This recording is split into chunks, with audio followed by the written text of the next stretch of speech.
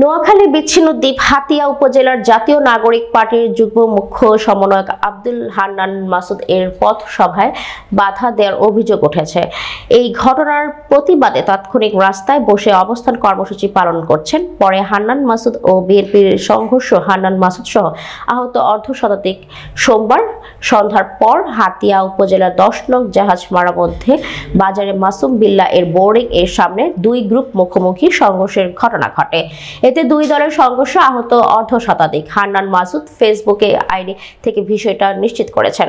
বৈষম্য বিরোধী ছাত্র আন্দোলন ও জাতীয় নাগরিক পার্টির হাতিয়া প্রতিনিধি মোহাম্মদ ইউসুফ জানান, সন্ধ্যার পর তাদের পূর্ব নির্ধারিত পথ সভা ছিল জাহাজমারা বাজারে। সেখানে যথাসময়ে আব্দুল হান্নান মাসুদ বক্তব্য দেওয়া শুরু করেন। এ সময় 30 থেকে 40 জনের একটি গ্রুপ এসে আব্দুল হান্নান মাসুদ এর পথ সভায় বাধা দেয়। পরে হান্নান মাসুদের সাথে থাকা লোকজন তাদের ধাওয়া দেয়। এতে ঘটনাস্থলে অনেকে আহত হয়েছে। এই ঘটনার জন্য তারা স্থানীয় বিএনপি নেতা কর্মীদের দায়ী করেন। এই বিষয়ে জাহাজমারা ইউনিয়নের বাসিন্দা ও হাতিয়া উপজেলা বিএনপি যুগ্ম সাধারণ সম্পাদক লুৎফুল মজিদ নিশান বলেন, সন্ধ্যার আগে উপজেলা কৃষক দলের আহ্বায়ক আব্দুর রবকে পিটিয়ে আহত করা হয়। এর প্রতিবাদে জাহাজমারা বাজারে একটি প্রতিবাদ মিছিল বের করে বিএনপি নেতাকর্মীরা। মিছিলটি পশ্চিম দিক থেকে পূর্ব দিকে গেলে আব্দুল হান্নান মাসুদের পথ সভার সামনে পড়ে।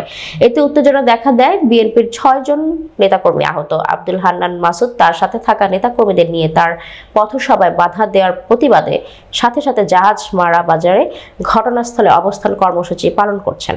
আব্দুল হান্নান মাসুদ বলেন, হামলাকারীদের গ্রেপ্তার না করা পর্যন্ত এই অবস্থান কর্মসূচি চালিয়ে যাওয়ার ঘোষণা দেন।